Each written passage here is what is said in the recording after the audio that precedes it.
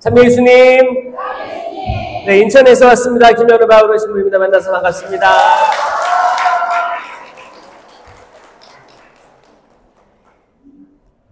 은사 세미나에 오신 여러분 모두 환영합니다. 첫째 주죠.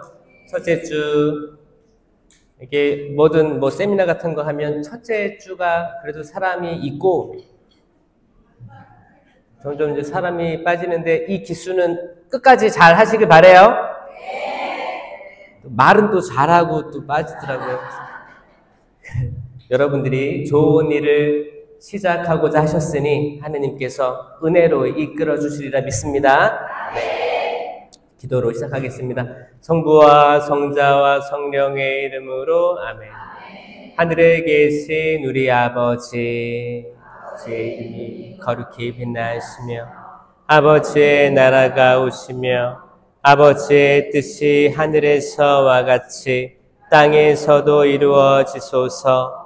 오늘 저희에게 일용할 양식을 주시고 저희에게 잘못한 일을 저희가 용서하오니 저희 죄를 용서하시고 저희를 유혹에 빠지지 않게 하시고 악에서 구하소서. 아멘.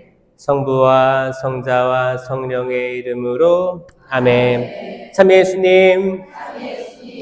이제 오후 시간이라 너무너무 좋은 장소에서 지금 하시는데 그래도 사람이란 게 오후가 되면 낮잠을 자고 싶을 거예요. 그래서 유럽에 보면 거기에는 낮잠 시간이 따로 있습니다. 시에스타라고 해요. 그래서 모든 음식점도 다 닫아. 직원이든 사장이든 다 자. 다 자요, 진짜. 그래서 지금 잘 자세요. 잔다고 해도 비난하는 사람 없을 거예요. 그런데 우리가 그럼에도 불구하고 꼬집어가면서 눈을 반짝반짝 하면서 듣는다면 분명히 하나님께서 얼마나 이뻐하실까. 그래서 저도 이제 강의를 하다 보면 어떤 분들은 눈이 충혈됐어. 그리고 눈에 눈꺼풀이 반이 감겨 있어요. 근데 이거랑 싸우면서 이렇게 막 하는 사람도 있거든요. 근데 그 분들 보면 사랑스럽죠. 사실 사랑스러운 게 맞습니다. 아마 학교 교수들 또 선생님들이 볼 때도 아이들이 그렇게 공부하려고 하면 진짜 이쁠 거예요. 하나라도 더 가르쳐주고 싶고 하나라도 더 웃긴 얘기하고 싶고 그럴 거예요. 그래서 여러분들도 지금 벌써 꿈나라 가신 분들이 있어서 그런 거예요. 사실 지혜와 지식의 이제 말씀 은사라고 해서 이거는 코린토전서 12장에 나오는 그 성령께서 주시는 이제 공동체를 위한, 공동체 유익을 위한, 성장을 위한 9가지 은사 중에 첫 번째, 두 번째 나오는 은사는 거 다 아시잖아요. 그쵸? 다 아세요. 근데 이게 한동안 이게 공동체 유익을 위한 9가지 은사 중에서 심령기도, 예언, 해석, 치유, 이런 게 이제 굉장히 자극적으로 드러났었어요. 근데 사실 이게 자극적이에요. 자극적입니다. 사실 솔직히 얘기해서. 당연히 자극적이지. 계속 병원 가도 해결이 안 됐던 게 갑자기 치유됐어. 그럼 놀라워서 막 얘기하잖아요. 이게 자극적인 거예요. 그리고 이제 되게 말도 못하고 조용조용 성당 다니던 사람이 갑자기 랄랄랄랄라 막 해. 자극적이잖아요. 어떤 사람은 심령으로 막 예언을 막 해. 또 그거를 듣고 해석을 막 해. 그러면 이게 자극적이란 말이에요. 그래서 여기에 치중되지 말자라는 게 이제 90년대 이후의 흐름입니다. 왜냐? 이 9가지가 동등하게 다 훌륭한데 어느 쪽에만 치중이 되면 이제 약간 개신교회에서 내세우는 은사주의에 완전히 이제 그게 그거다. 천주교가 왜 개신교화 되냐. 이런 비판을 빠져나갈 수 없기 때문에 저희는 조금 이성적으로 생각을 해서 이런 말씀 은사, 그리고 내적 은사, 믿음이라든지, 지혜의 말씀 은사, 지식의 말씀 은사, 믿음. 그리고 이제 나중에 보면 식별, 이런 게 내적 은사인 거죠. 그쵸? 막 드러나지 막 화려하지 않고, 이거는 나를 내가 성숙해야 되고 이걸 통해서 되게 조곤조곤하게 사람들에게 또 설득을 해주고 하는 역사에 대해서 얘기해주고 내적 회개로 초대하는 은사들이거든요. 이게 중요한 거예요. 동등하게 중요해요. 동등하게. 10년 기도가 최고다. 기적이 최고다 할 수 없어요. 그 바오로 사도가 얘기한 것처럼 다 지체들이에요. 그 코린토전서 이제 12장 22절 24절을 읽어볼게요. 당시에 코린토 교회는 싸웠어요. 내가 가진 은사가 최고다. 아니야, 내가 가진 은사가 최고야. 난 10년 기도할 수 있거든. 아니야, 나는 치유를 일으킬 수 있어. 뭐 이런 갈등들이 있었습니다. 코린토 교회가 그냥 뭐 이렇게 4분 5열 이렇게 막 분열되기 시작했어요. 이거를 보면 솔로몬이 지혜와 지식을 추구했잖아요. 저 다 필요 없습니다. 이 백성들을 잘 다스리기 위해서 지혜, 지식 달라고 했는데 하느님께서 너무 이뻐가지고 지혜를 주셨잖아요. 줬는데도 불구하고 솔로몬이 늙음하게 가서 굉장한 죄를 지었죠. 처음엔 잘 나갔어요. 백성들을 잘 다스렸습니다. 근데 마지막에 무슨 죄를 지었어요? 우상 숭배의 죄를 졌어요. 우상 숭배의 죄가 어디서 왔어요? 여자들로부터 왔습니다. 이제 왕후들이죠, 왕후들. 이제 왕의 이제 많은 부인들. 솔로몬이 몇 명의 왕비를 거느렸어요? 3천 궁녀요? 지금 약간 뭐 한국 전통이랑 뭐 이렇게 역사랑 막 헷갈릴 수도 있어, 사실. 이제 사실 인원은 추정되기 어렵죠. 어렵 잘 몰라요. 근데 뭐 그럴 것이다 막 하는데 하여튼 수많은 왕비들을 건드렸어요. 솔로몬 좋았을까요? 안 좋았을까요? 피곤했을 것 같아요? 그쵸. 그 사람들 다 원하는 거 다 들어주고 다 하주라 하면 피곤했을 것 같은데 오죽했으면 하느님을 위한 성전을 짓는데 7년이 걸렸다면 그 왕궁을 짓는데 임금하고 황후를 위한 왕궁을 짓는데 그 2배에 가까운 13년 이상을 소모를 했어요. 이게 하느님이 우선순위가 돼야 되는데 하느님 말고 이제 아리따운 왕비님들 그리고 그들이 가져온 우상 여러 가지 신들을 앞세워서 남편 내가 우리 조상들이 전통적으로 믿던 신이야. 당신도 여기 상해태 절하고 같이 기도하자. 내 뜻이야. 도와줄 수 있겠어? 그 남자들은 어떻게 해요? 나도 해볼까? 글쎄요, 늙음하게, 솔로몬이 이제 늙음하게 지혜가 떨어지면서 그쪽으로 빠진 거예요. 그렇게 돼서 어떻게 됐어요? 그 아들들이 결국 예로보암, 르하보암이 북이스라엘, 사마리아, 남유다, 예루살렘으로 분열된 거예요.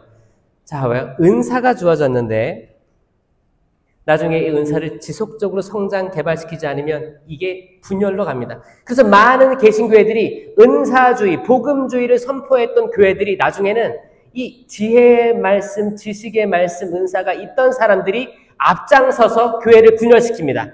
이 말은 뭐냐? 똑똑한 사람들일 경우가 있었어요.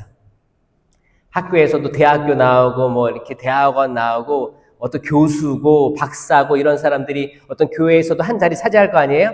그러면서 이제 똑똑하니까 성경도 많이 읽고 다 들어왔어. 그래가지고 이제 이게 지식적으로 나 이제 지혜, 지식의 말씀 은사가 있어. 그래서 자기들끼리 약간 팔을 만들어가지고 이제 목사와 장로를 뛰어넘는 어떤 세력을 구축한 거죠. 그래가지고 저 목사 끌어내려야 돼. 딴 데로 보내야 돼. 이렇게 하면서 이제 찢어지는 게 있거든요. 이게 예전부터 이미 뭐 한 20, 30년 전부터 개신교회는 그렇게 투쟁해 왔어요. 근데 이게 이제 천주교회 이런 게 없다고 할 수 없죠. 지금 있습니다. 아마 2000년 지나서 처음에는 천주교회도 신부님이 한 말씀 하시면 수녀님이 한 말씀 하시면 네네 받아들이고 순명해야지 하고 있었는데 2000년대 막 이제 신도시 개발되고 이제 신도시가 개발된다는 건 뭐예요? 다른 지역에서 신자들이 이제 몰려들어서 새로운 공동체를 만드는 거잖아요. 만들면서 기존에 있던 이제 오래된 파. 이게 거기 그냥 그런 나이도 지긋하게 드시고 이 땅을 지켜온, 이 지역을 지켜온 파가 있고, 새로 들어온 뭐 새로운 아파트 단지 파가 딱 있으면 여기서 어떻게 돼요? 여기서 결국 하느님을 위한 일을 한다고 하면서 분열이 되기 시작한 데가 2000년대부터 흘러갔던 것 같아요. 그래서 특별히 여러분들이 신도시에 산다고 하시면 특별히 더 신중하게 이걸 식별하시는 거예요. 어떻게? 내가 나를 식별하고 우리 교회가, 한국 교회가 그 순교자들의 피와 땀으로 이 땅에서 굳건하게 세워진 한국 교회가 분열로 가고 있는지, 아니면 조금 부족해 보여도 우리 신부님 좀 부족해, 말씀으로 좀 부족한 것 같아, 아니면 재미가 없어, 아니면 자신 있게 말씀을 이렇게 선포하지 못해서 책을 이렇게 읽는 듯이 얘기를 해. 설령 부족해 보인다고 해도 하느님의 기름 부음 받으신 분이기 때문에 그 자체로 엄청난, 그러니까 하느님의 사자라고 보시고 최선을 다해서 도와주셔야 되는 거예요. 왜냐? 그분도 영원히 여기 있지 않을 거기 때문에. 왜요? 천주교는 아주 좋은 게 있잖아요. 인사이동이라는 게 있습니다. 그러니까 어쩔 때는 정말 내가 내 푹 빠졌어, 우리 신부님 최고, 이런 신부님 오신 것도 있고, 아니면 진짜 볼 때부터 싫어, 뭐 수염도 있고 뭐 대머리고 뭐 운동을 좋아해서 항상 땀내서 내고 뭐 다양한 사람이 있어요, 사실. 그래서 어떤 사람은 맞을 수도 있고 안 맞을 수도 있어. 근데 뭐냐면 결국에 인생 통틀어 봤을 때 공평하게 흘러가더라라는 거예요. 그러니까 굳이 쫓아내려고 안 해도 돼요. 그러지 마세요. 투서를 내가 쓸까 말까 하다가 접으세요. 그거를 굳이 내가 손에 피를 안 묻혀도 괜찮습니다. 그렇죠? 뭐예요? 그 대신 인내하시면 돼요. 인내. 이거 열매예요. 인내하시면 어차피 다 하느님께서 알아서 다 좋은 것들을 다 주시는 거예요. 개신교회가 특별히 거기는 분열로 시작된 교회이기 때문에 계속 분열로 나아가는데, 천주교는 그게 아니고 일치, 하느님 안에서 일치, 그 넓은 그분의 섭리 안에서 일치하자. 아멘? 이게 그 많은 은사를 받고 활용하고보다 더 중요할 수 있어요. 왜냐? 지혜는 요거예요. 지혜가 여자 이름이 아닙니다. 지혜를 한마디로 하면, 이거 영어로 하면 wisdom이라고 하고, 지식은 knowledge라고 하죠. 구분해서 쓰는 거예요. 근데 지식과 지혜가 굉장히 버무려져서 막 튀어나올 때가 있어요. 성경 역사를 보면. 근데 굳이 이제 바오로 사도가 얘기한 것처럼 구분해서 이야기를 해보면 이런 겁니다. 지혜는 하느님의 역사, 하느님 삼위일체이신 하느님을 내가 통찰하는 거예요. 이게 말이 쉽지. 내가 하느님의 그 지혜를 통찰하는 거다. 한 문장이잖아요. 말은 한 문장이지. 이걸 자세히 들어가잖아요. 하루 종일 얘기해도 부족해요. 하느님의 지혜를 알 수 있는 건 뭐예요? 천지창조잖아요. 근데 천지창조부터 모르는 사람이 태반인데 어떻게 이거를 다 1시간 안에 요약을 하겠습니까? 만약에 지혜의 말씀사, 지식의 말씀사를 1시간 안에 하라고 하면 30분씩 할애를 해야 되는데 30분 안에 지혜를 다 할 수 있느냐? 없어요.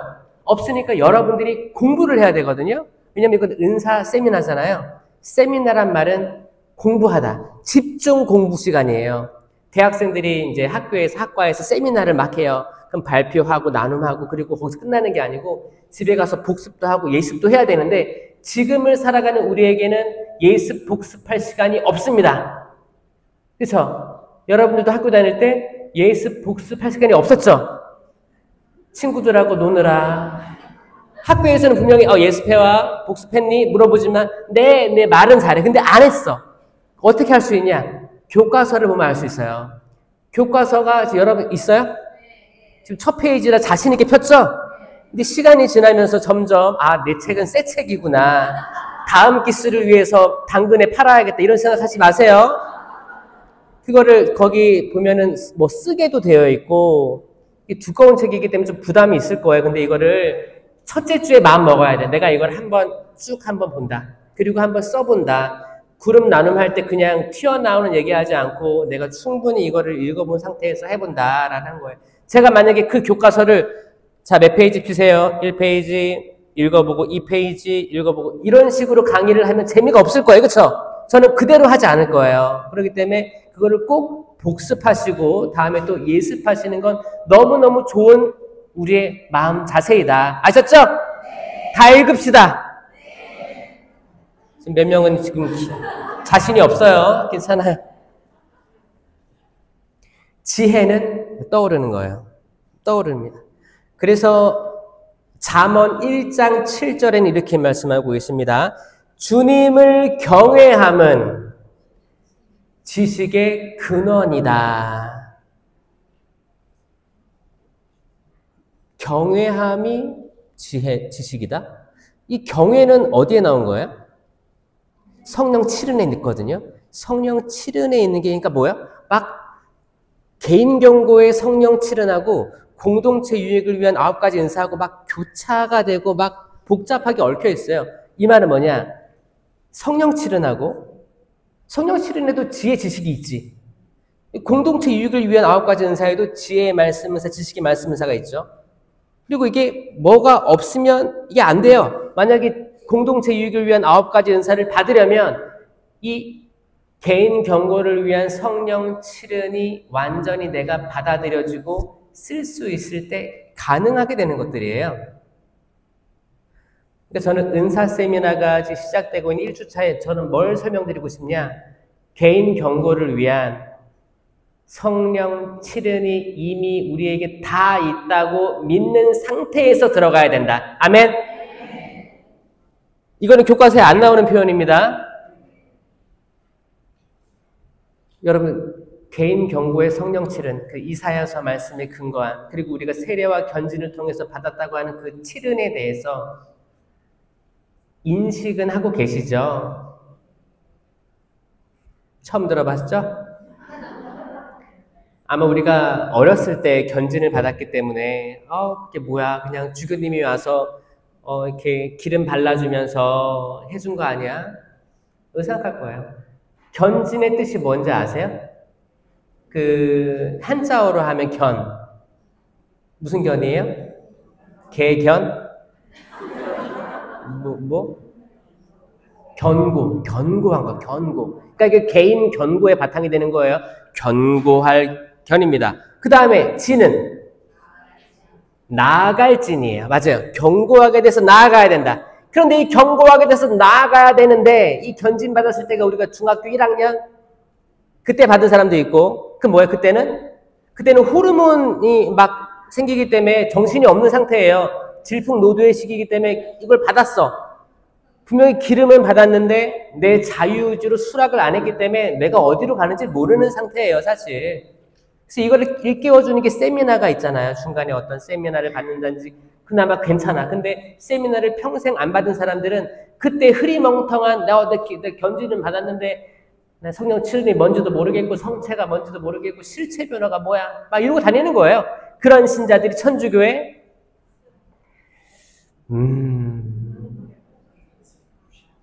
저는 그러니까 최소로 잡았을 때 절반 이상이에요. 절반 이상으로 봐야 되고 왜냐하면 어쩔 때 알 수 있냐?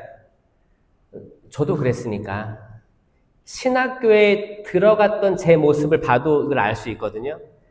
저는 10계명도 못 외웠었고요. 그리고 실체 변화 당연히 무슨 말인지 몰랐고 그냥 시키는 대로 했고 하느님을 위해서 성경책을 통독한다는 건 있을 수가 없는 일이었고 신학생인데 만약에 이제 예언서 수업이 있어. 예언서 수업 통과하려고 이거 커트라인 넘어가야지 그 F 맞으면은 꽈락이니까 안 되니까 이거 통과하기 위해서 공부한 거지 하느님을 알기 위해서 읽은 게 전혀 아니었어요.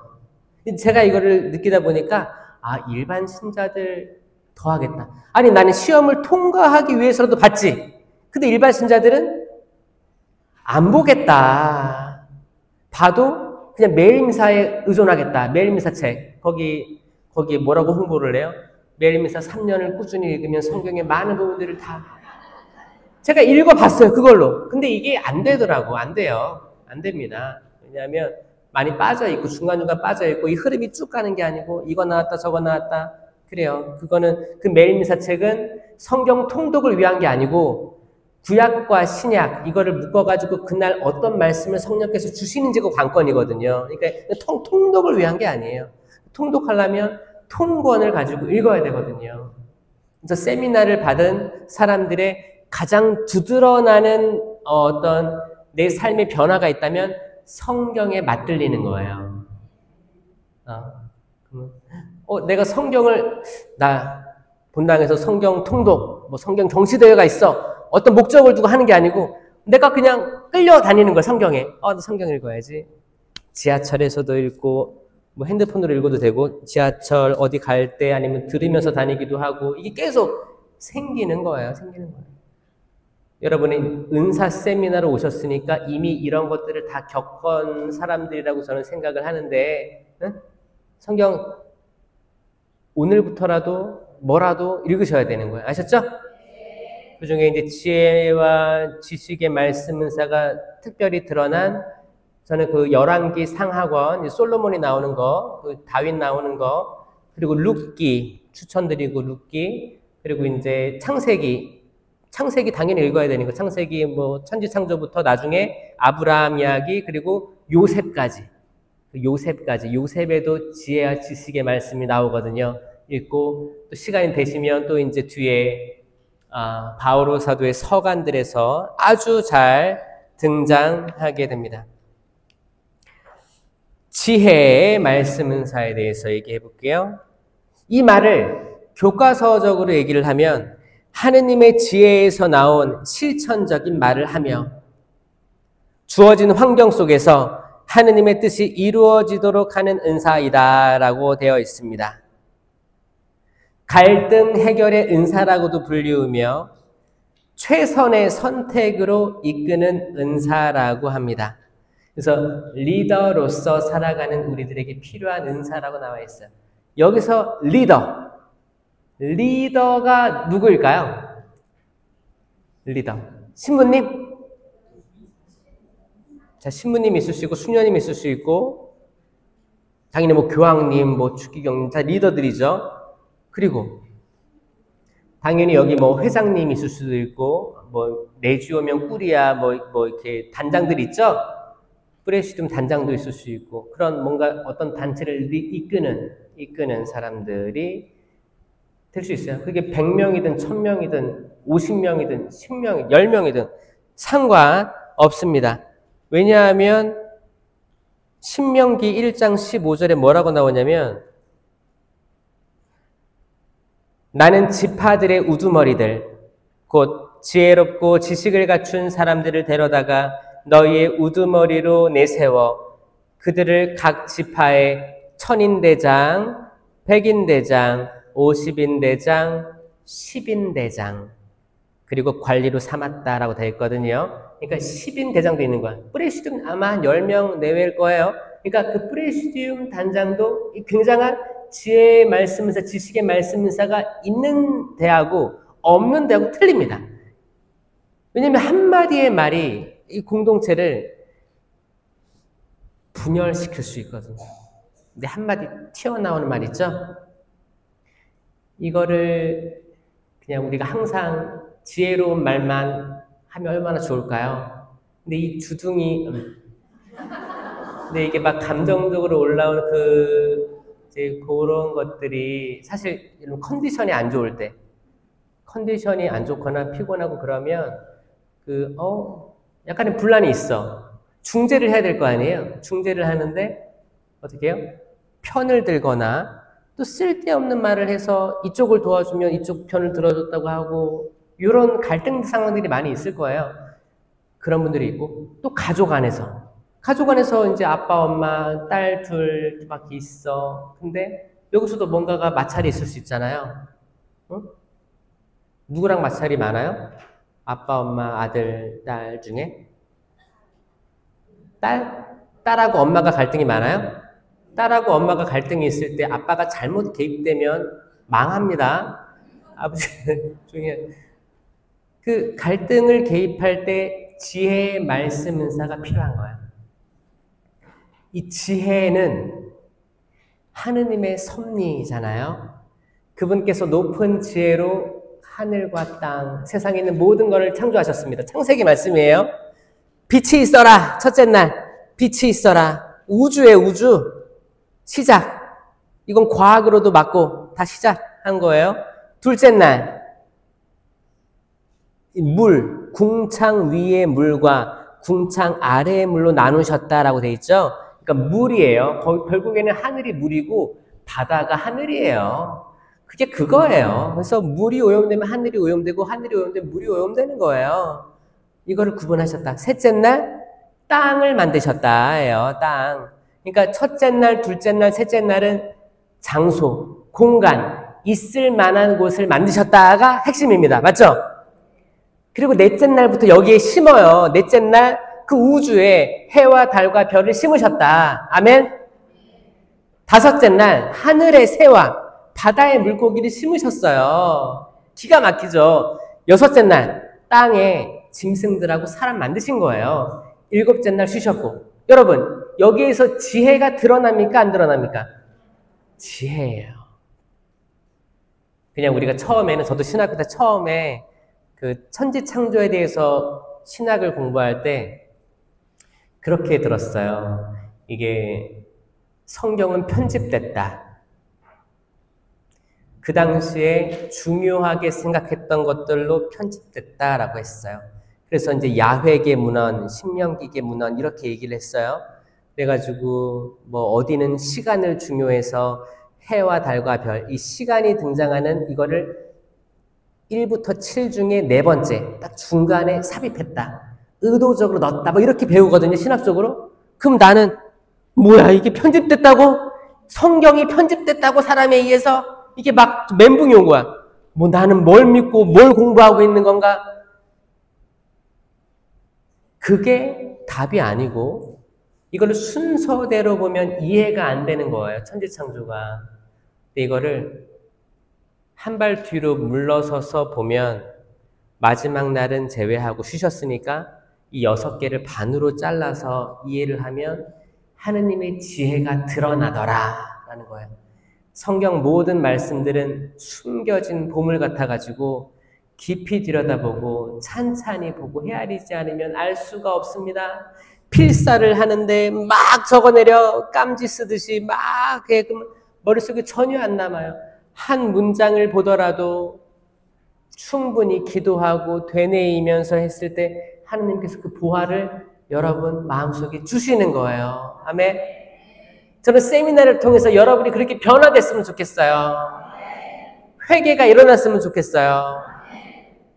세미나를 다 마쳤는데 진정한 회개가 일어나지 않고 오히려 남을 판단하는 그런 기준이 생기고 나 그래도 이번엔 은사 세미나 했어. 너 했니? 내가 너보다 위야. 이런 마음을 아마 그 악은 불러일으키기에 충분하다고 생각해요. 내가 악마라도 그럴 거예요. 저는 악마의 마음을 알아요. 어? 내가 악마라면, 그래, 그런 교만을 넣어줘야겠다. 저 사람 좀 다혈질이니까 조금 부추기면 화낼 것 같아 해서 막 세미나 끝나고 가족한테 가서 화를 내. 그럼 아들은 가만히 게임하고 있다가 엄마가 화를 내. 엄마 성당 갔다 왔잖아. 왜 화를 내? 나 성당 가면 안 되겠다. 이렇게 오히려 악마가 이렇게 부추겨서 이렇게 만드는 거예요. 지혜. 그러니까 우리가 만나는 가족들, 단체들, 사람들을 만날 때 이 사람들이 하느님의 영이 머물러 있는, 하느님께서 섭리로 창조하신 보신이 참 좋은 사람들이라는 그 지혜를 받아들일 때 지혜의 말씀 은사가 선포될 수 있어요. 왜냐하면 내가 사람을 미워하잖아요. 어떤 이유든 사람을 증오하잖아요. 절대 이게 나올 수가 없습니다. 지혜의 말씀이. 나올 수가 없어요. 내가 가장 좋은 예로 이제 솔로몬을 계속 얘기하는데, 솔로몬이 이제 엄마 2명이 찾아오잖아요. 임금님, 저희 좀 살려주십시오. 저희 의견이 다르니까 적절한 해결책을 주십시오. 찾아오는 거예요. 그 전날 뭐가 있었어요? 이제 거기 어떤 상황인지 모르겠지만, 이렇게 옛날 상황이니까 어떤 공간에서 애기 엄마 둘이 같은 공간에서 있었던 거예요. 갓난쟁이죠.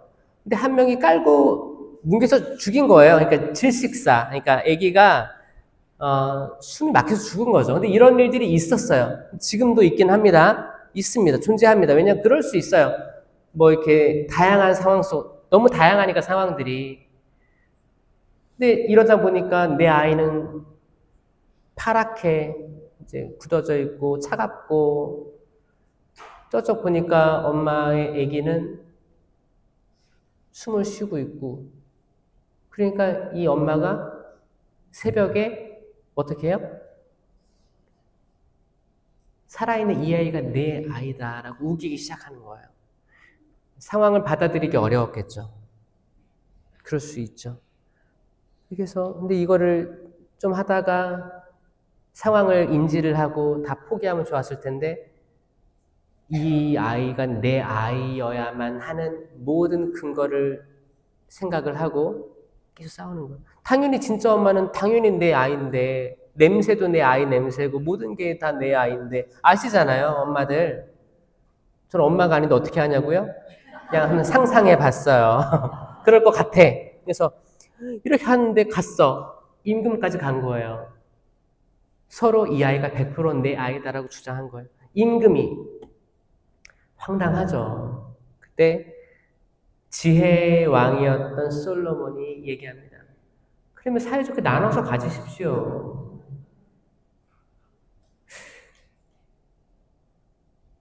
이거는 지혜의 말씀은사 나눠서 가져라. 이거는 성경에 근거한 말이 아니잖아요. 그러니까 지혜의 말씀은사, 지식의 말씀은사를 구분할 수 있는 가장 확실한 건 성경 말씀에 근거했느냐 아니냐가 명확하게 드러나는 거예요. 왜냐하면 지식은 하느님을 아는 지식이기 때문에 성경 말씀에 따라서 나올 수밖에 없어요. 근데 지혜는 그냥 우리 인간적인 지혜도 있잖아요. 이 지혜인데 하느님의 지혜로 지혜가 나온다라는 거기 때문에 그 툭 튀어나오는 지혜로운 말로 상황을 정리한다라고 보시면 되는 거예요.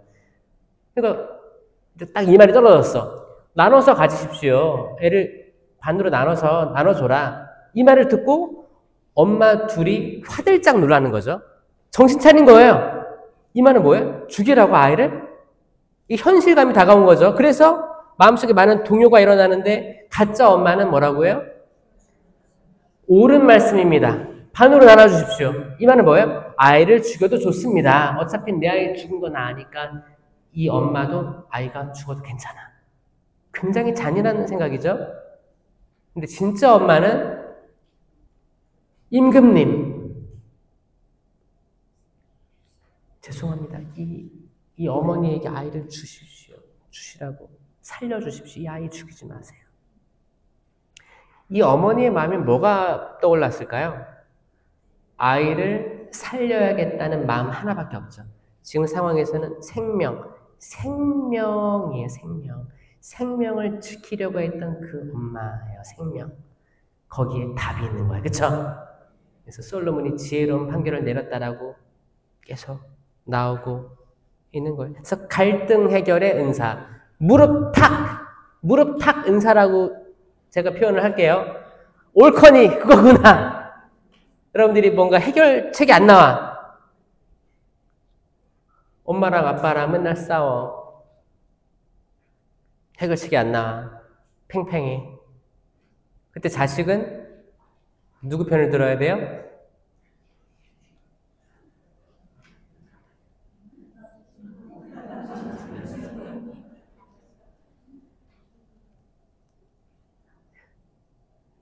편을 다 들든지 다 안 들든지가 답이에요. 그쵸? 사실 딸은 엄마를 더 좋아하고 아들은 엄마를 더 좋아해요. 일반적으로. 잘 모르겠어요. 그거는 저는 어렸을 때부터 이렇게 안아서 키웠기 때문에, 그리고 이제 모성애가 있죠. 그리고 이제 이렇게 살을 부비고 커서 그런가? 어떻게 생각하세요, 엄마들은? 그런 것 같아요? 저는 안 키웠는데 어떻게 하냐고요? 상상해 봤어요. 왠지 좀 이렇게 말하기 조금 편하고, 그래서 한국의 성모 신심도 되게 성장한 게 아마 그래서 그래요. 전쟁 이후에 성모님에 대한 포근함. 그때 다 전쟁 난민들이었잖아요. 그때 집을 잃고 터전을 잃고 가족들을 잃었는데 성모님이 그리워서 성모님에게 매달리는 그런 레지온 말이든지 엄청 발전을 했습니다. 어머니. 그러니까 이제 기본적으로 자녀들이 어머니에게 끌리는 거가 있기 때문에 자녀들도 지혜로워야 돼요. 당연히 엄마 편을 들고 싶겠죠? 그런데 이건 인간적인 생각이고 하느님께서는 어떻게 보실까? 하느님께서는 삼위일체 예수님이죠. 예수님께서는 이게 마태복음 25장에 보면 주님 양과 염소를 나눌 때 내가 헐벗었을 때 입을 걸 주었고 배고팠을 때 먹을 걸 주었고 목말랐을 때 마실 걸 주지 않았느냐 하잖아요. 제가 지금 이게 튀어나오는 이 말은 지식의 말씀 문산 거예요. 왜 하나님 말씀에 근거해서 지금 나오잖아요. 지금 뭐 여기 자료에 없습니다. 이런 거예요. 아니 언제 그랬습니까? 예수님 그러시잖아요. 이미 하늘나라에서 이미 축복을 받을 자들아 와서 즐겨라. 가장 작은 이에게 해준 것이 바로 나에게 해준 것이다. 그러잖아요? 아멘? 그러면 가장 작은 이가 누군지를 봐야 되는데 저는 기본적으로 그렇게 생각하고 있습니다. 아버지들 가정에서는 아버지들이 작은 자일 수 있겠다라고 생각해요. 맨날 일에 상사에게 좋아하려 승진이 아니면 능력이 아니면 월급 받아오는 게 아니면 가족들에게 자기를 증명하기 어렵습니다. 이게 인류 역사상 계속 그래왔어요. 그리고 기본적으로 이 두뇌의 발달이 여성보다 떨어져요. 여성이 우성이라니까요. 두뇌 자체도 그 발달이 더 빨라요. 동갑내기 애들 학교에서 교육시켜도 여자애들이 더 빨리 월등하게 우세합니다. 육체적으로 뭐 운동하고 체육하는 건 아니지만 지식적으로 이 두뇌 활용 분도에 대해서는, 왜냐하면 이 뇌가 이렇게 있잖아요. 좌뇌, 우뇌가 있는데 남자들은 좌뇌는 좌뇌끼리, 우뇌는 우뇌끼리 뉴런이 형성돼서 막 움직여요. 이렇게 움직인단 말이에요. 근데 여자들은 어떻게 움직여요? 지그재그 왔다 갔다 별표, 네모표, 동그라미 정신없이 움직여요. 여자들은. 그러니까 멀티플레이가 된다고 하는 거예요. 멀티플레이 되는 거예요. 남자는 한 가지밖에 모른다고 하죠? 그게 그래서 그런 거예요. 이쪽만 쓸 때가 있고 이쪽만 쓸 때가 있는 거예요. 뇌를. 뇌가 이 모양이에요. 주먹 모양이에요. 한번 주먹 줘보세요. 이게 뇌 모양이래요. 자기가 가지고 뇌 크기랑 뇌 모양이래요. 그러니까 이게 좌뇌, 우뇌 이렇게 양쪽을 발전시키라고 교육하잖아요. 요즘 애기들. 근데 여자애들은 이미 타고났다는 거예요. 이게 우성이지. 똑똑한 사람들이에요. 근데 남자들은 하나밖에 모르니까. 그러니까 하나밖에 모르게 쭉 살아온 거예요. 그러니까 어떤 직업이라든지 성공이라든지 승진이라든지 내가 이걸 위해서라면 굽신굽신 걸을 수 있는 거예요. 그렇게 하고 능력을 발휘해야 되는데 또 잘 나가는 사람 잘 나가지. 근데 못 나가는 사람들은 사실 승진 떨어지고 내 남자로서의 가치를 증명받지 못하고 집에 와서는 다 애들이 엄마만 좋아하고 그러면 이 자체가 되게 좀 그렇지 않습니까? 그렇죠? 그래서 저는 그 작은 이들 중에 아버지들이 이 세상에 포함되어 있다. 특별히 지금 이렇게 세상이 흘러가는 걸 보면 남자들이 깨갱하고 그런 흐름이 있어요. 그래서 특별히 여러분들이 가장 작은 자에게 먹을 거나 마실 거, 입을 거, 쉘터를 마련해 준다라고 했을 때 그게 예수님이라고 믿으면 여러분들이 정말 그거를 깨닫는다면 이게 진짜라니까요. 저 성탄절 때도 얘기를 해요. 성탄절 때도 성탄절은 사실 2000년 전에 그 얘기를 하는 건데 거기서 예수님이 태어났는데 이걸 어떻게 묵상할 수 있냐면 지금도 이게 살아있는 말씀이 되려면 지금 가장 소외되고 가장 약자를 발견해야 된다라는 거거든요. 가장 약자의 모습으로 태어나신 게 예수님이니까 지금도 우리가 약자를 발견하고 그를 방으로 모시는 거지. 그때 여관이 다 꽉 차 있었잖아요. 그러니까 거기 우리의 외양간에 들어가서 그게 있었는데 마찬가지로 우리도 밖으로 내몰지 말고 나가! 하지 말고 서방님 어서 오세요.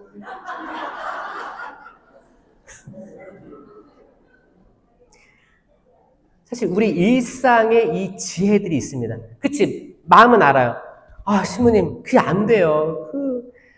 옛날에 연애할 때는 그렇게 좋았었는데, 사랑에 빠졌는데, 이 양반 믿으면 내가 진짜 행복할 것 같다라고 믿었었는데, 살다 보니까 이 사람의 안 좋은 걸 보게 되고, 이런 것들을 보게 됩니다. 열심히 출근하고 일하러 다녔을 때는 안 보였는데, 이제 은퇴하고 보니까, 꼬락선에 보니까 진짜 그게 가까이 있고 오래 보니까 다 드러납니다. 그래서 그게 마음에 안 생겨요. 그럴 수 있어요. 그런데 그럼에도 불구하고 하느님께서 창조하실 때 보셨을 때 참 좋았던 근데, 하느님의 모상이 있는 근데, 하느님의 모상이 있는 내 아내인데, 내 자녀들인데, 그래, 하느님의 모상이 있지. 근데 악마는 계속 우리를 분열시키려고 할 거야 라는 마음을 가지고 어떻게 해서든 일치로 나아가는 말을 던질 때 지혜의 말씀에서 나오는 거예요. 이건 성당에서 공동체가 될 수도 있고 가정이 될 수도 있다. 맞죠? 어떤 곳이나 될 수 있습니다. 분쟁 해결의 은사. 아멘? 아멘. 그러니까 우리가 이제 봐야 될 건 뭐냐면 내가 나를 식별하는 거예요. 과연 나는 가정이나 형제나 자매나 성당이나 어떤 공동체에서 내가 분열을 일으키고 있는 건 아닌지, 내 말이 사람을 갈라치게 하고 있는 건 아닌지, 내 말이 갑자기 툭 튀어나온 말이, 그러면 나는 지혜의 말씀은사로 살아가지 못한다는 거죠. 그래서 이제 세미나를 통해서 창조 이야기를 쭉 보고 그분의 섭리를 배우고 하느님이 이렇게 세상을 사랑하셔서 당신 모상을 지닌 사람들을 다 창조하셨구나. 자, 여기에 대해서도 이 사람에는 한국 사람이 있고 외국 사람이 있죠? 자, 한국 사람이 있어요. 그리고 외국 사람이 있어요. 사실 우리 한국 사람도 그렇게 대하기가 어렵습니다. 근데 더 확장해 보자고요. 외국 사람이 있어요. 우리 집에 홈스테이를 왔어. 세계 청년대회 때. 한 명은 미국에서 온 청년이고 한 명은 인도네시아에서 온 청년이고 있어요. 누구에게 더 손이 많이 갈 것 같아요? 한 명은 백인이고 한 명은 약간 까무잡잡한 되게 마르고 삐쩍 말라가지고 그래. 이런 마음은 어떨 것 같아요? 이거 지금 현대를 살아가면서 이게 되게 드러납니다. 그 프란치스코 교황님의 찬미받으소서가 있었고 그 다음 모든 형제들로 이렇게 종결이 되거든요. 이 흐름은 찬미받으소서, 플라스틱을 버리면 안 돼요. 텀블러 써야 돼요. 막 이렇게 자연을 보호해야 돼요. 이걸로 끝나면 안 되는 거예요. 안 돼요. 왜냐면 찬미받으소서는 쭉 가다가 세상 창조에 대해서 이야기하고 마지막에 모든 형제들 하면서 외국인, 모든 우리는 형제다. 하느님의 모상인은 형제다라는 걸 마무리됩니다. 그리고 착한 사마리아인의 이야기를 해요. 정말 다 이방인들인데 어떤 사람이 아파, 다쳤어. 그때 연민의 마음을 가지고 도와줄 마음이 있느냐 없느냐를 물어보는 거예요. 우린 과연 피부색이 다르든 언어가 다른 어떤 사람에게 우리는 형제적 사랑으로, 하느님에 대한 사랑으로 누구든 냄새가 날 수도 있고 피부가 까말 수도 있고 하얄 수도 있고 이렇게 중국인일 수도 있고 다양한 사람들이 있을 수 있잖아요. 그거를 하느님의 모상을 바라보고 외모는 잘 안 보고 접근할 수가 있겠는가라는 질문을 던지는 거예요. 우리가 지혜의 말씀 은사를 받게 되면 모든 사람들, 내국인, 외국인, 모든 피조물들이 하느님의 사랑을 듬뿍 담고 있는 존재로 느껴지기 때문에 갈등을 일으키면 안 되겠다라는 마음에서 갈등을 피하고 화해와 조정을 위한 말을 툭 던지게 되는, 이건 일단 성령 7인이 바탕이 돼야 되는 거예요. 굳셈이 있어야 돼요. 굳세야지 나오는 거예요. 우리 이러면 안 돼요. 하느님께서 다 우리를 사랑하세요. 다 사랑하세요. 그래서 어떻게든 이거를 화해로 나가야 되는 거예요. 애들이 엄마를 좋아하니까 아빠 엄마 싸울 때 엄마가 더 힘이 세요. 왜? 나를 지지해주는 자녀들이 있잖아.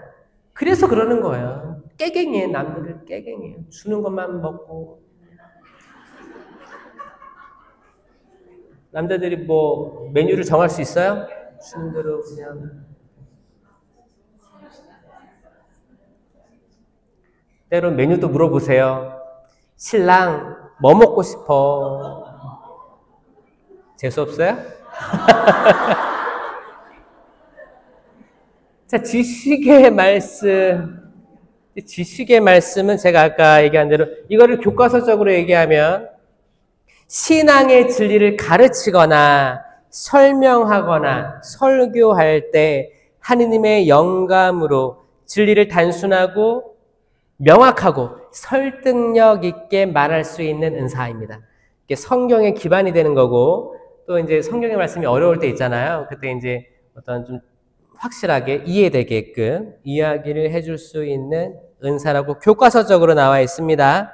그래서 이제 성경 말씀에 직접 관련된 은사, 예전에 알지 못했던 말씀이나 사실을 주님께서 가르쳐 주시거나 계시하시는 은총이라고 되어 있습니다. 그러니까 살아있는 말씀, 그러니까 성경을 읽을 때 이게 죽어있는 말씀이 될 수 있어요. 이게 나에게 아무런 영향을 미치지 못하면 죽어있는 말씀이거든요. 근데 그분의 말씀은 항상 살아있어요. 죽어있는 건 뭐예요? 나의 자유의지가 그렇게 죽어있는 거예요. 결국 내 탓인 거예요. 하느님의 말씀은 항상 살아있습니다. 성경은 살아있는 말씀인데 내가 아무리 성경을 읽어도 나한테 아무런 영향도 못 줘. 이게 누구 탓이에요? 그래서 우리는 제 탓이요, 저의 큰 탓 하는 거예요. 그럴 수밖에 없어요. 사실 많은 뭐 이렇게 고민이나 걱정이나 세상 살아가는 뭐 돈 문제라든지 부동산이나 다양한 거 있죠. 이런 걸 꽉 차 있으면 성경 말씀 나한테 아무런 영향도 미치지 못할 때가 있어요. 그분께서 미치고 싶어 하지만 내 자유의지로 끊어낸 거예요. 내 탓이에요. 그렇죠? 탓이에요. 그래서 혹시 성경이 재미가 없다. 그럼 누구 탓이에요? 내 탓이에요. 그래서 세미나가 주기적으로 있는 건 세미나를 통해서 회개가 일어나고 이제 지금부터 하느님의 말씀이 꿀처럼 달게 느껴질 때가 오는 거예요. 그러면 이게 누구 탓이에요? 하느님 탓이에요. 설령 내가 내 탓이라고, 성령 내가 내 탓이라고 믿어도 이걸 이건 하느님 탓이에요 하면 이것도 지혜의 말씀이지. 이게 지혜로운 거예요. 그분께 다 모든 영광을 올려드릴 때 하느님께서는 많은 상급을 주신다니까요. 이게 딱 종이 한 장 차이에요. 순식간에 그래 내가 지금 그래 내가 잘하고 있어. 우리 가족 잘 이끌고 있고 내가 세상에 지혜롭게 해서 부동산도 딱 오를 때를 딱 점 찍어가지고 딱 미래나 했잖아. 여보 나만 따라와. 막 했어. 그치? 그렇게 생각할 수 있지. 근데 주님 이 모든 것이 당신께서 이루셨습니다라고 기도할 때 지혜의 말씀이 되는 거예요. 어떻게 돼요? 하나님께서 얼마나 보니까 이쁘겠어요. 분명히 스스로 교만할 수 있는데 이걸 다 영광을 하나님께 올려. 지혜의 말씀이 되는 겁니다. 이 지식의 말씀은 성경을 기반으로 해서 설명하는, 깨우쳐주는 은사이기 때문에 특히 이제 강사들에게 분명히 필요한 은사고 아마 이런 은사를 받은 사람들이 강사로 불리움 받았을 거예요. 그건 사람이 딱 들으면 압니다. 딱 들으면 알아요. 어떤 강의를 들으면 맨날 자는데 어떤 신부님 말 들으면 적어도 한 문장이라도 뭔가를 내가 몰랐던 걸 깨달아. 뭐 예를 들어서 둘씩 파견돼서 가잖아요, 제자들이. 그때 거기서 평화를 빕니다. 인사하여라. 그 평화를 받아 누릴 만한 사람들이 거기 있으면 평화가 거기 머물 것이고 그렇지 않으면 너에게 돌아올 것이다. 이건 뭐예요? 남는 장사라는 거예요. 결코 손해보지 않는다는 거예요. 그렇죠? 근데 거기서 만약에 거부해. 싫어요. 우리는 하느님을 거부합니다. 당신의 사목을 거부합니다. 우리가 냉담자 방문 갔는데 거기서 싫대. 그리고 되게 환대해주지 않고 물도 한 컵 안 주고 다른 말 해. 막 이렇게 성당은 너무 싫어요. 막 이해하고 그러면은 내가 갔는데 4시간 내서 이 더운데 떡떡떡 이렇게 띵동 누르고 했는데 문전 밖에 당했어. 그러면 내가 기분이 좋아요? 안 좋아요? 안 좋겠지. 내가 시간을 내서 갔잖아. 봉사하잖아. 근데 그렇게 했어.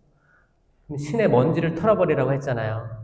그래서 신 벌써 탁탁탁 내가 이 집 두고 본다. 수도나 터져라. 저주의 말을 할 때도 있단 말이에요. 속으로. 사람이라는 게 왜냐면 악마가 있다가 야 이때다. 야 너 저주를 퍼부어. 너 억울하잖아. 자존심 상하잖아. 이거 악마가 하는 거고 내가 악해서 그러는 게 아닙니다. 그럴 때도 있고. 그때 나온 신의 먼지를 털어버려라. 그 말은 복수하라는 말이 아닙니다. 뭐요?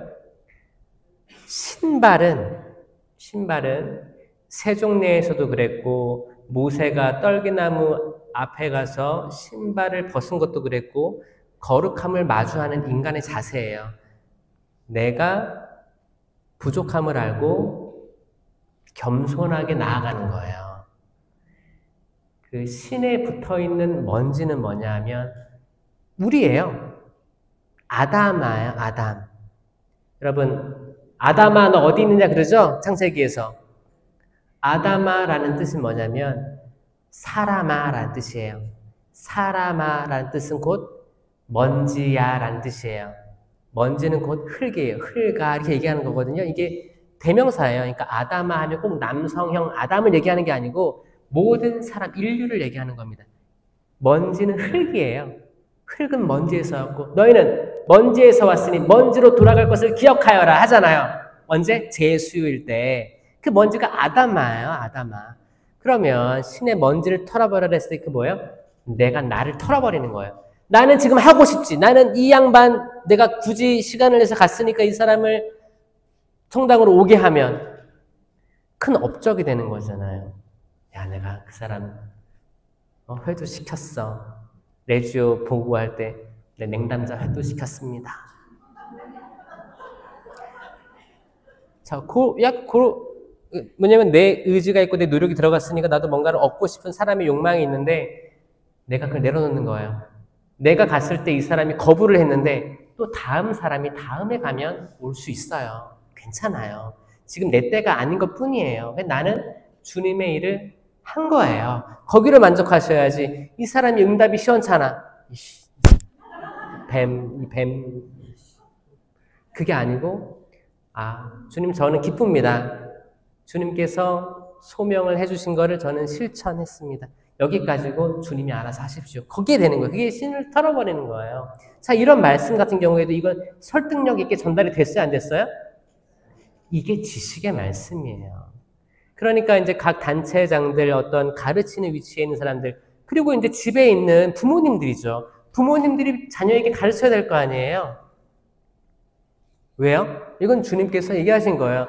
이스라엘아 들어라. 쉐마 이스라엘. 주님이신 너희 하느님은 한 분뿐이시다. 마음을 다하고 생각을 다하고 목숨을 다하고 힘을 다하여 주님이신 너희 하느님을 사랑하여라. 이것을 너희 자손들에게 거듭 들려주어라. 이건 우리의 소명이에요. 해야 돼요. 그냥 신부님 저는 그냥 애들 다 교리교사에 맡겼어요. 제가 교리교사들 잘 봤거든요. 교리교사들이 하고 있는 게 사실 연령층만 낮아졌지 사실 이거를 자기의 소명을 온전히 이해하고 쇄신된 사람들이 하지 않기 때문에 사실 저는 가정에서 완전히 위탁하는 방식은 안 돼요. 절대 안 돼요. 집에서 가르쳐야 돼요. 집에서도 가르치고 교리교사는 교리교사대로 가르치고 그렇게 해야지 전 교리교사 다 했고요. 저는 아이들하고 그냥 세상적인 소풍도 가고 어디 가고 놀러 가는 데만 하겠습니다. 안 돼요. 안 돼요. 오히려 자녀들이 부모님의 말에 더 귀가 들어오거든요. 성경 말씀 얘기해주고 십계명 얘기해주고 왜냐면 거듭 들려주어라고 했잖아요. 자리에 들었을 때나 일어났을 때나 항상 말해주어라. 항상이죠. 여러분, 여러분들이 한 명이라도 쇄신돼서 내가 지금까지 잘못 살아왔구나 깨닫는 사람이 있었으면 좋겠습니다. 그게 이 세미나의 목적이에요. 한 명이라도 내가 알던 게 아니고 잘못 살아왔구나. 회개하고 자녀들에게, 내 남편에게, 내 아내에게, 하나님이 창조하신 모든 사람들, 내 근처에 외국인이 있는데 계속 보는 외국인인데 이번에 한번 따뜻하게 말을 걸어볼까? 음료수 하나라도 건네볼까? 이국 땅에서 와서 사는 거 힘들죠? 라고 하고 이거는 주면 이국 땅에서 와서 힘들죠? 이 말을 알아듣지 못하더라도 그 사람은 알 거예요. 언어가 중요한 게 아니잖아요. 그렇죠? 그런 거 가장 작은 일을 찾는 것들 그 모든 것들을 하면 여러분들 이미 그 하느님께서 주신 지혜로서 통찰하면서 내가 어떻게 살아야 되는지를 딱 실천하게 되는 거죠. 베드로의 설교, 사도행전 2장, 스테파노의 설교 이런 설교들로 많은 사람들이 변화가 일어났단 말이에요. 이런 것도 여기서는 지혜의 말씀, 지식의 말씀이 혼용돼서 사용되었죠. 왜냐면 그때 떠오르는 지혜로운 말들로 사람들의 성경을 기반하지 않았지만 막 좋은 말들이 나왔고 성경을 기반한 구약의 얘기들도 언급이 됐으니까 지식의 말씀이 활용된 거죠. 그러니까 이 지혜와 지식의 말씀을 말씀 은사라고 하는 거예요. 굳이 나눌 수도 있지만 많은 부분 혼용돼서 드러나기 때문이에요. 이 말씀의 은사가 중요해요, 안 중요해요? 중요합니다. 개신교는 이 말씀 여기에 지금 포인트를 두고 이 바오로 사도의 코린토전서 12장 이 9가지 은사를 전폭적으로 이제 드러내면서 하는 거예요. 왜? 성체 성사가 없기 때문에 성모님에 대한 믿음도 없고 이제 다 바오로 사도 은사 드러나는 거. 그러니까 천주교가 좀 약간 뒤쳐져 있어요. 이 지혜, 지식의 말씀 인사 같은 경우도 뒤쳐져 있습니다. 내가 하는 말이 이거 하느님의 지혜로 나오는 말인가, 내 지혜인가, 헷갈리기도 하고, 입만 열면 내 삶과 상반되는 얘기들이 나올 때도 있고, 마음은 그래, 내가 오늘 따뜻한 말 해야지. 마음 먹고 들어가면 마음만 먹었지 실행까지는 안 되는 거예요. 그렇죠? 이럴 때가 많죠. 만약에 내가 마음 먹은 걸 실행까지 할 수 있는 그 굳셈과 인내 그런 열매들이 막 은사 열매들이 생길 때 딱 그래 내가 했다. 하느님이 빛이 있어라. 빛이 생겼잖아요. 이것처럼 나도 내 남편한테 오늘 사랑한다 한 말해야겠다. 남편 사랑해. 여기까지 일치가 됐다면 새로운 창조가 시작될 텐데 내가 오늘 남편 사랑한다고 해야지. 나가! 전혀 상반된 얘기가 튀어나오면 파괴고 이거 창조가 전혀 일어날 수 없는 오히려 갈등이 계속 유발될 수 있는 상황들 수가 있습니다. 제가 10분까지 하는 건가요? 아니면 이제 끝내야 되는 건가요? 10분? 10분? 네, 알겠습니다. 10분까지. 그래서 저는 이제 앞으로도 쭉 이제 은사에 대해서 나올 텐데 성령 7은을 오늘 이번 주에 공부하셨으면 좋겠어요. 기억해라. 성령 7은. 성령 7은 자 따라해 보세요. 자 지혜. 자 이거는 공동체 유익을 위한 은사가 아닙니다. 개인 견고를 위한 성령 7은이에요. 지혜. 이건 쌍안경 보는 거야. 쌍안경. 보세요 한번. 서로 보세요.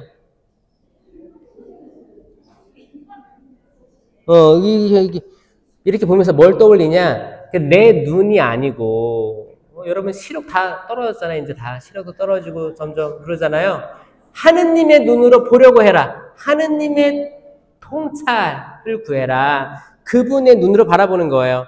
우리가 외국 사람 보면 저 나라에서 온 사람들 되게 꾀죄죄하고 난 마음에 안 들어. 근데 어떤 나라에서 보면 와 그래도 블론드 헤어에 멋있다. 이건 인간의 눈이지. 근데 하느님의 눈은 그 사람이나 똑같이 하느님의 영을 지닌 사람으로서 하느님의 자녀입니다. 이걸 보는 거예요. 그 안에 있는 걸 보는 거예요. 더 폭넓고 더 엄청난 아름다움과 지혜가 있어요. 그걸 보는 거예요. 지식. 그러니까 하느님에 대한 지식을 내가 내 뇌로 습득할 수 있는 은사예요. 이 말은 뭐예요? 곧 성경을 읽게끔 하고 성경을 읽는데 그냥 흘러 들어가는 게 아니고 필사를 하고 통독을 해도 나 통독 끝냈습니다. 신부님 상패 주세요. 축복장 주세요. 근데 머릿속에 하나도 없어. 근데 뭐 한 거예요? 그냥 시간을 봤다고 하는 거예요. 근데 그렇게 믿고 있는 거예요. 난 통독 한 번 했어. 몇 번 했어. 그럼 기억나는 말씀 있어요? 이거 읽었는데 뭐. 그러는 거야. 근데 진짜 하느님이 주신 그 놀라운 이 뇌, 두뇌. 여러분 뇌를 평생 70%를 못 쓴대요. 진짜. 조금만 쓰고 있는 거예요. 점점 세상이 발달하면서 이제 전화번호도 못 외우잖아요, 우리. 예전에는 다 공중전화에서 이렇게 해서 했었는데 지금은 1번, 2번, 3번, 나중에 핸드폰으로 잃어버려봐. 어디다 전화해야 되는 거지? 그럴 수도 있어요. 그렇죠? 그러니까 쓰던 머리도 안 쓰게 되는 게 지금이기 때문에 꼭 뇌를 쓰셔라. 하느님에 대한 지혜로 쓰셔라. 지식으로 쌓아라. 이해. 이렇게 듣는 거, 들으라고요. 그러니까 하느님의 말씀을 듣고 이제 깨닫는 또 은사예요. 이것도 이미 받은 거예요. 세례 견진 때 이렇게 할 수 있게끔 능력을 받은 거예요. 근데 우리가 모르면 못 쓰는 거지. 이해. 의견. 손잡는 거예요. 원래는 옆에 사람 손잡는 거예요. 잡아보시겠어요? 원래 이게 의견이에요. 제가 이렇게 이거를 표현했어요. 왜냐하면 이건 나 혼자의 그게 아니고 타인과 연결된 거거든요. 그러니까 하느님의 의견이 있고 내 의견이 있어요. 이거 손 잡는 걸 표현한 거예요. 근데 하느님의 의견이 더 훌륭할 거 아니에요? 그럼 나를 버리는 거예요. 내 의견 낮추는 거예요. 혹시 나랑 내 옆에 있는 사람의 의견이 다를 거 아니에요. 같으면 좋겠지만 다르다면 어떤 분의 의견이 하느님 뜻에 더 가까운가? 그러면 혹시 이 사람의 의견이 더 가까워? 그럼 내 의견 내리는 거예요. 근데 이게 특별히 남편과 아내의 문제일 때 좀 달라지는데 왜? 내가 지금까지 남편을 좀 무시했어. 그럼 때론 남편이 옳은 말을 할 때가 있거든요. 오히려 하느님께 가까울 수도 있어요. 근데 항상 내가 무시해왔다면 이 말도 나한테는 안 들어올 수도 있어요. 그게 아니고 냉정하게 얘기해서 하느님의 시야에서 봤을 때 누구의 의견이 하느님 뜻에 맞을까를 보는 게, 그리고 그게 아니라면 나를 포기하는 게 의견의 은사예요. 지금까지 지혜, 지식, 이해, 의견까지 했죠. 그 다음에 굳셈, 알통 있죠? 다 운동하시나 봐요. 세 보이시네. 자, 굳셈은 이제 육체적인 굳셈 그런 게 아니고 내적인 거죠. 내적인 거. 개인 경고, 내가 가지고 있는 의지를 실행할 수 있는 굳셈, 아니면 내가 불의의 상황에서 내가 한마디 할 수 있는 거, 어떤 행동할 수 있는 거, 나아갈 수 있는 거, 굳셈의 은사 이미 받은 거예요. 이미 굳셈대로 행하는 사람들이 있습니다. 굳셈. 이건 되게 보편적인 다 있는 것 같아요. 아침에 너무 게으른데 나태하고 싶은데 오늘 나가자. 문 열고 나가자. 뭐라도 하자. 또 내적 굳셈이 있어야 됩니다. 뭔가 셈이나 해보자. 굳셈이에요. 굳셈. 용기 있어야 돼요. 거기 항상 지나가는 전철역에 항상 노숙자가 있어. 근데 항상 같은 사람이야. 지나다닐 때 보면 항상 그 사람이 있어. 그러면 언젠가는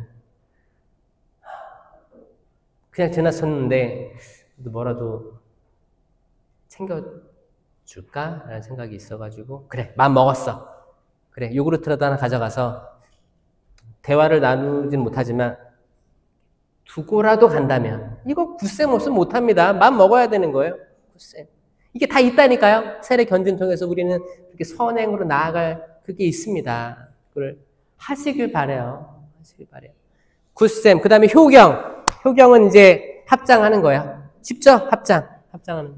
합장하면 하느님께 대한 효죠. 근본적으로 하느님께 대한 효, 우리 자녀다움을 고백하고 하느님께 아버지, 이제 그 아버지, 어머니, 하느님은 뭐 성별이 없기 때문에 부모에 대한 효를 하는 거죠. 그 마음을 가지고 있는 거예요. 근데 많은 사람들이 헷갈리는 게 나는 하느님께 대한 효를 가지고 있는데 정작 부모님은 무시하는 경우들이 있어요. 그러니까 뭐냐, 눈에 보이는 부모님께 효를 못하면 보이지 않는 하느님께 효를 한다는 것 자체가 말이 안 된다라는 겁니다. 부모님에게 하느님의 모상성이 있는데 이미 나를 세상에 있게 해줬는데 하느님께서 있게 해줬지만 부모를 통해서 닮았잖아요. 닮았어요. 나도 거울 보면 아빠랑 엄마랑 반반 닮았더라고요. 닮았을 거예요. 어쩔 수 없어. 그거 닮았어요. 그러니까 부모에게 어떤 방식으로든 이미 세상을 떠났어도 어떤 방식으로든 효를 표현해야 되는 게 성당에선 가장 좋은 게 연미사죠. 진짜예요. 진짜 가장 좋은 지상에서의 선물은 미사거든요. 그러니까 올려드리는 거예요. 얼마나 좋을까요? 혹시나 내가 마음에 상처가 있다면 털어내는 거고. 언제? 기도회나 철야기도 때 지금 제가 계속 이게 마음에 이게 있습니다. 털어내게 해주세요. 그 심령기도 하는 거예요. 그러면 없어서요. 이거예요. 일단 그 엉켜진 것들, 원망 같은 걸 풀어내고 내가 기도를 봉헌할 수 있을 정도가 되면 이미 관계가 회복된 거거든요. 이게 효경을 할 수 있는 밑바탕이 된다. 효경. 그 다음 마지막은 둘 뛰어가요. 하나 둘 하나 둘 하나 둘. 이거는 경외를 제가 이렇게 표현한 거예요. 왜 이렇게 표현했냐? 경외는 하느님을 두려워함이라는 말과 같이 쓰여요. 사람들이 헷갈려하는 거야. 경외는 뭐고 하느님을 두려워하면 뭐야? 그래서 제가 이렇게 표현한 거예요. 하나 둘 도망가는 거예요. 하느님이 두려워서 도망가는 게 아니라 내가 죄를 지으면 하느님이 슬퍼하실까봐 나는 죄 지을 기회로부터 도망간다라는 표현입니다. 하나 둘. 죄 지을 기회다. 도망가자. 이제 밤도 어두워졌고 이제 친구들이 술 먹으러 나오라고 하고 막 하는데 죄 지을 기회다. 도망가자. 하나 둘. 자, 뭔가를 피해가는 거예요. 왜? 이 자체가 경외거든요. 천둥번개가 쫙 치고 쫙. 우와, 이게 뭐야? 폭우가 확 내리고 숨어 있었어. 막 이렇게 천둥번개처럼 막 무섭잖아요. 때로는 콩하고 놀래라. 근데 싹 구름이 젖히더니 무지개가 쫙 떠. 우와, 이거를 경외라고 하거든요. 놀라운 거. 그러니까 그분의 현존이 느껴지는 거예요. 그분의 현존이 있기 때문에 그분이 계시기 때문에 나는 그분을 슬프게 해드리지 않으려면 죄로부터 도망가야겠구나. 이게 경외의 은사입니다. 이 7개의 개인 견고의 은사가 딱 자리 잡고 있으면, 그렇죠? 자, 지혜, 지식, 이해, 의견, 굿셈, 효경, 하느님을 두려워함, 경외. 이게 다 있다고 이미 믿는 상태에서 이 공동체 유익을 위한 9가지 은사 들어가셔야 돼요. 끝까지 잘 배우시길 바랍니다. 영광이 성부와 성자와 성령께, 성부와 성자와 성령의 이름으로 아멘. 감사합니다. 건강하세요.